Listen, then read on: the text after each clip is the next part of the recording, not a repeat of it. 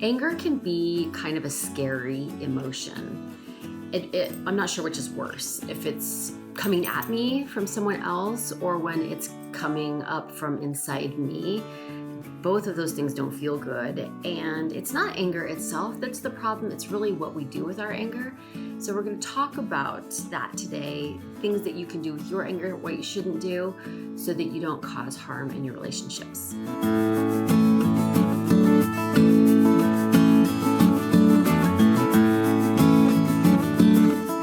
I'm Stacy Rocklein, and it's my mission to eradicate loneliness. And anger is such a lonely maker because it tends to push people away from us. And then we are feeling alone with our anger, with our scary feeling. Or if we are in the presence of anger, we sometimes pull away from that person. So that causes loneliness too. Doesn't matter which side of it you're on. So anger is really interesting. This emotion comes up and it tends to do two things. Number one, it's kind of like it's an emotion looking for a fight. It sucks in other emotions because you start a narrative in your head. You get angry. No problem. That's just an emotion. It just shows up, and that's just how emotions are. So you get angry, but then you start to spin things. You start to add to it. And as you add storyline to your anger, you suck in other emotions. And so pretty soon there's, disgust, right? Or there's righteousness, bitterness, frustration, maybe even hatred, or all of those. So then this, anger is kind of gathering its posse of emotions and it's intensifying, and you keep throwing more on the fire.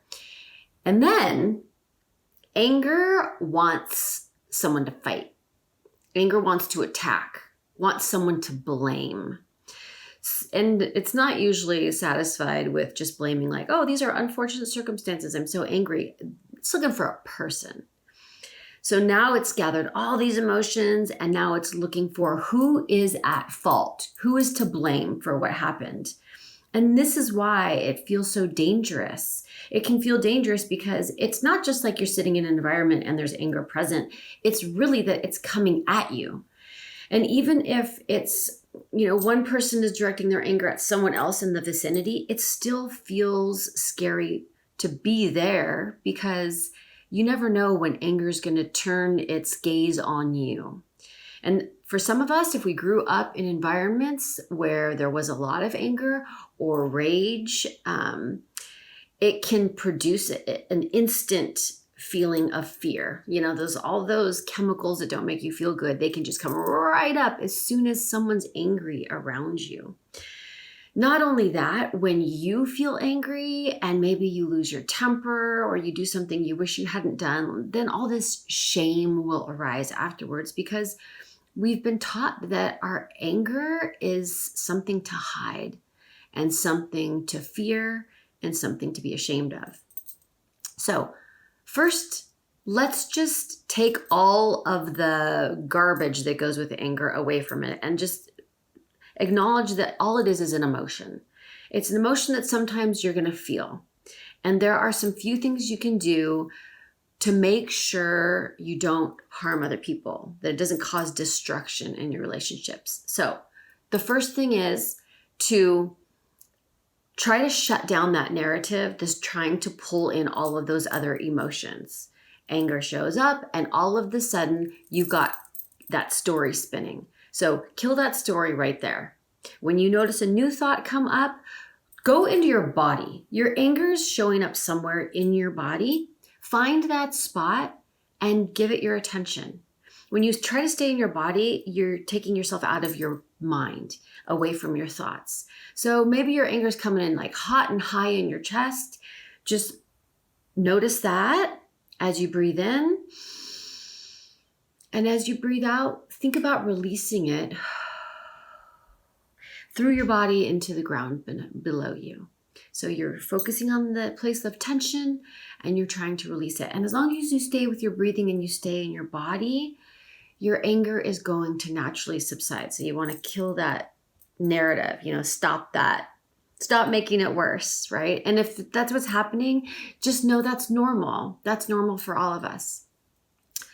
The other thing you can do is to take care of the bystanders around you, the people in your area.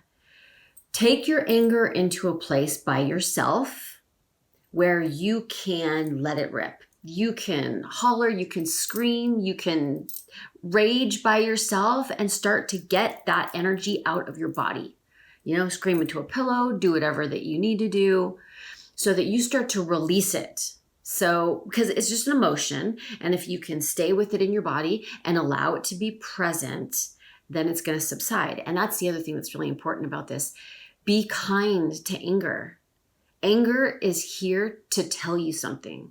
It has a message for you that's important, or else it wouldn't be showing up. So rather than go, oh God, I'm like so angry and I shouldn't be, I'm not supposed to be. Of course you're supposed to be. You're human and you're going to get angry sometimes. It's a normal emotion. So, greet it. Hey, anger. Hi, buddy. Thank you for showing up for me. What is it that you want me to know? What are you trying to tell me?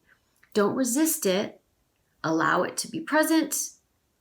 Breathe through it until it goes away. And then just notice the message, because the message is telling you something about what you need, and you're going to need to act on that. And if you get in a situation where your anger's coming up, you can't get away from people, or you want to share your feelings with other people, like you're angry and it doesn't feel healthy for you to go hide in another room and deal with it first and then come out, that's okay. But be very careful about the way you talk about your anger in that moment. Stick to I statements, right? I am so pissed off right now. That's okay to say. You're having a feeling. And when you have a feeling and you can be comfortable with your feeling and other people know it's not going to get turned on them, they will start to become more comfortable too. So avoid things like you. Don't try to blame in that moment. This is not, even if somebody has caused your anger, this is not the time to have a conversation with them about that. You can talk to them about it later when you're calm, but while you're feeling your feelings, talk in I statements, right? I'm so pissed off. It feels really unfair when this happens to me. I get really frustrated when I'm put in these situations. As much as possible, keep the anger about you. That's okay. And think about the message that it's sending you.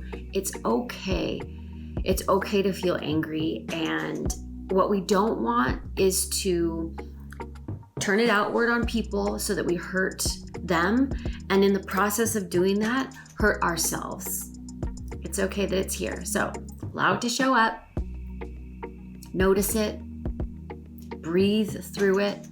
Stay out of the narrative. If it's getting really explosive, take yourself away from other people, because you can't take some of that stuff back that you do when you're angry.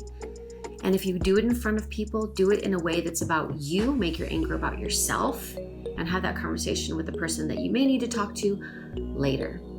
And a tool that can be really helpful is a feel wheel, because like, for example, me, I grew up only knowing there was anger. Like, anger was the only emotion that I was really clear on and that we talked about. But there's a lot of other more subtle things that are related to anger that might show up, and anger might try to drag in. So it's really good to notice those also. And if you don't have the vocabulary for it or the language for it yet, that's okay. That's normal. We're not taught that, but you can grab this free feel wheel to help you identify what some of those other players are, so you can keep your eye out for those. It's okay if you get angry.